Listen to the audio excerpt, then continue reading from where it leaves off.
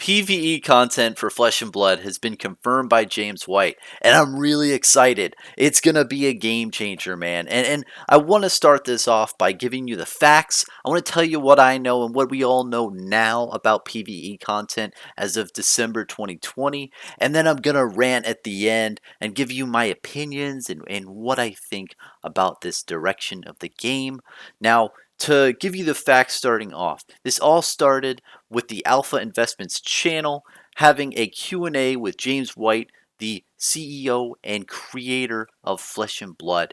And in one of the questions on the very bottom, James White noted, and I'm going to read from the screen, and this is from the Alpha Investments video that discussed this Q&A. I'll put all links down below to all of the support that we know so far for PvE content. But basically, I'm paraphrasing, and James said this. We previewed a PvE prototype at the Calling 10K Auckland back in February. It was very well received. Big queue to play it. We'll probably do some fun stuff with PvE in the future. and that's essentially confirming that PvE content is a thing that they're interested in doing. And if you think of the word prototype means this is something that is starting to think about doing it in the future. It's not like, well, we did this thing because we thought it was fun and some guy in the community created this thing and we did it.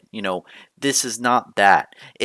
This is a prototype that Legend Story Studios developed and put out there in the Calling 10K Auckland and wanted people to test it out and see if they like it, and people really liked it. It seemed like there was a really big queue, and a lot of people wanted to play it. So if it got really good reception, they're probably gonna go into the future with the PvE content. So it definitely has been confirmed, and it definitely looks like they want to do this in the future.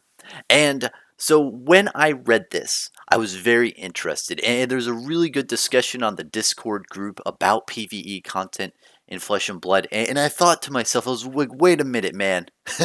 If this was in the Calling 10K Auckland, there's a lot of people who went to that event. So then I took that piece of information, I went all the way over to the Reddits, and I posted, I was like, hey man, does anyone know what happened there? Does anybody know what the PvE content was for Flesh and Blood?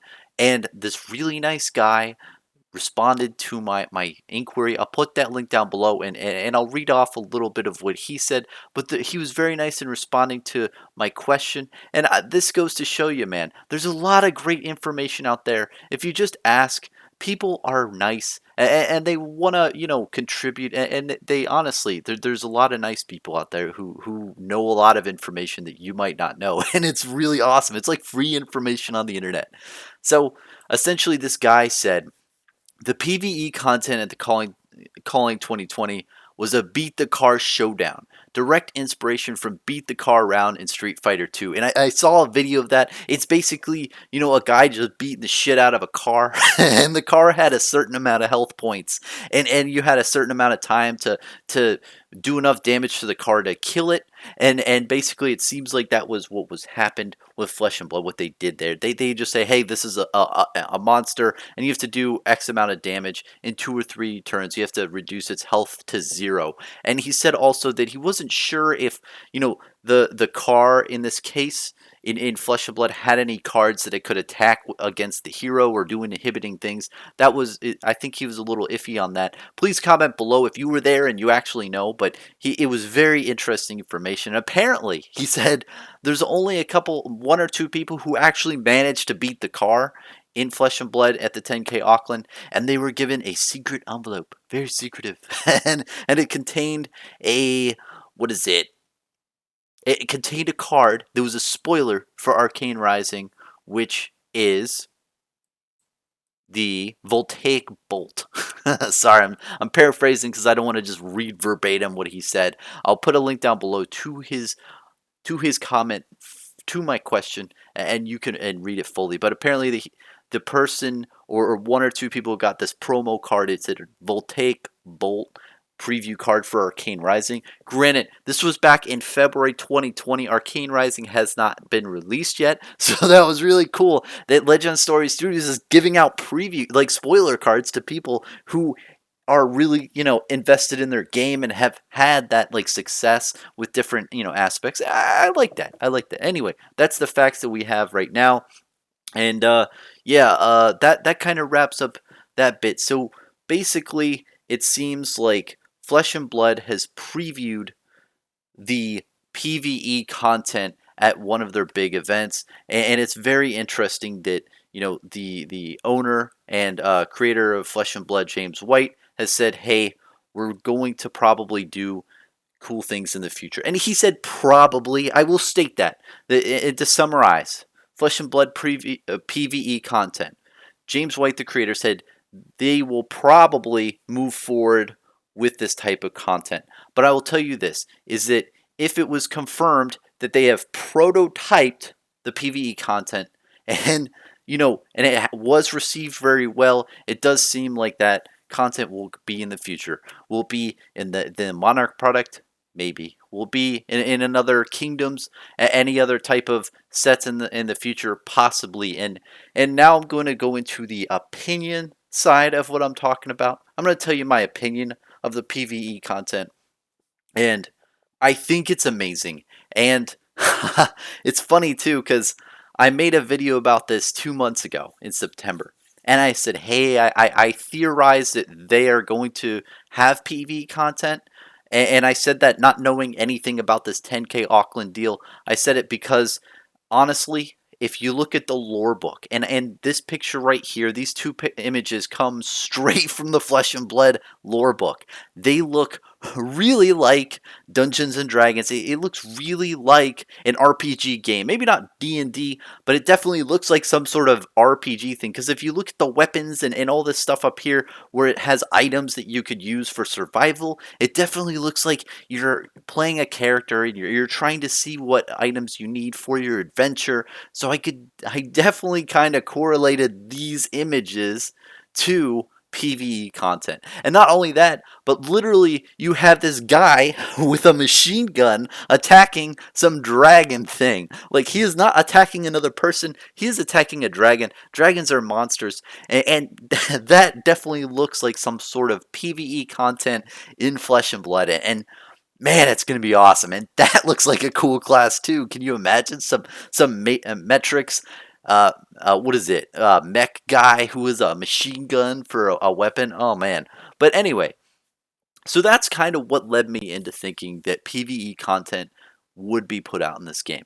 And I will tell you straight up, if and when the PvE content comes out for Flesh and Blood, and if they make it kind of more of a focus, this game's going to get like astronomically huge because this opens the door for a completely different subsection of the market. I mean, there's a competitive TCG type of player, kitchen table, and what have you. That is a really big scene. But I feel like another big scene is that, RPG super nerds in the back room of someone's basement just trying to, have a nice time with a group of friends. Like, there's a whole different vibe. And if you look at those markets, one is ultra competitive, one, wants to win, and then the other just wants to chill out and fight monsters as a team. And I feel like these two different subsections of the market would really combine into Flesh and Blood.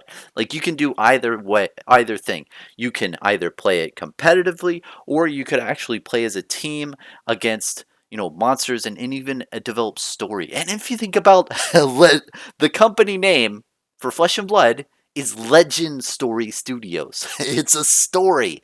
There's story behind this game. So if there's story behind this game, why would you make your own stories? And I feel like it's really in there. They've really developed a game that really can do both. And if you're listening this far, I know this is kind of a weird thing to say, but we've all heard of Magic the Gathering. We've all heard of Dungeons and Dragons. And if you think about it, it's taking both of those huge, huge game elements and combining it into one. and and that synergy where it can be either one, the one of the two biggest, kitchen table type of experiences, when you're taking both of those and combining it into one thing, you have a truly legendary product. You have something that is like nothing we've ever seen before, and it really concerns me. Like, like I know I made another video talking about how things might be, money might be thrown at Legend Story Studios trying to take it over, and I don't know if this is kind of fringing on things, but I'll leave that into a different discussion. But I think if they do roll out with the PVE content for Flesh and Blood, it's really going to open the door for a lot of things. And I'm really excited. And honestly, if you've seen my videos in the background, I have like some old D&D books because I love those books. I love reading. I love reading the lore and looking at the artwork. And holy cow, I cannot wait to get an actual lore book for Flesh and Blood myself. I would definitely buy them, but I can't spend $1,000 on a stack of 300 pages of book, even though the book is amazing. So, I mean, I really can't wait for those lore books myself. I'm going to buy them. I'm going to, put them back there. I'm going to read them every day. But essentially, man, like this is huge news. The PvE content for Flesh and Blood is just, it's a really great way to encapsulate a whole different market. And in my mind, if this is another type of prediction, I think that the Monarch product might be too early. They definitely could do it in the Monarch product, but I definitely think that this is going to be another type of thing because in the Monarch product, I feel like they still need to establish themselves. And then I think in the future, once they've established themselves and created a whole like tournament type vibe, I feel like that's the perfect time to swoop in and grab the PvE content. I would think in 2022 that's kind of what I'm feeling now. My opinion could change like the wind. It could blow north and south. Like I'm telling you, like I think that it is more of a 2022 thing because right now the game's still getting on its feet and it needs to compete at a global level. And once it's done a huge global thing, right? With all the new countries that have been what is it, given product recently. I mean, and if you think about it, there's a lot of countries who were excluded like prior to the Q4 2020. Uh, they just didn't have any product, or no product was being actively shipped to them. So a lot more countries have gotten into the game, and I think 2021 is going to be more focused on that, like really developing that kind of thing where the game stands on its own. And I think they might do little prototypes here and there of PVE. That they'll probably do that. They'll probably get their feet wet a little bit and see if people like what they're doing. But then I feel like officially when they make cards maybe centered around PvE, when they give you tokens in every pack that has like a monster card that you can fight, I think that's more 2022 and beyond. But we'll definitely have to see. And yeah, it's oh man, it's got me really excited. And I know I like go crazy of this stuff, but man, it's really awesome. Enough said, because it's just if that happens, oh man, I'm gonna be so happy. Anyway, thanks for watching, guys, and let me know what you think. I'd be really curious, and if you have any insider information, let me know. I would uh, like I really am. I can't tell you enough about how excited I am for this. It's probably the number one reason why I think this game has huge potential long term. The potential for PvE content and gathering a huge subsection of another completely different market and getting those people to engage in your game is just going to put a ton of fuel on the huge fire that Flesh and Blood is, and I'm really interested in that. And what's interesting too is, this information was already out there. People already knew this since February, and now it's being talked about. It's just interesting how that is too, where people who were in the community know more than others. So I'd really tell you to, if you're interested about different things in the community, talk to people, post on Reddit, go on the Discords. There's a lot of great parts of the community that you can join now, and it's really interesting to get more information and see different people's opinions. So I'm gonna end it there. Thanks for watching. Have a good one.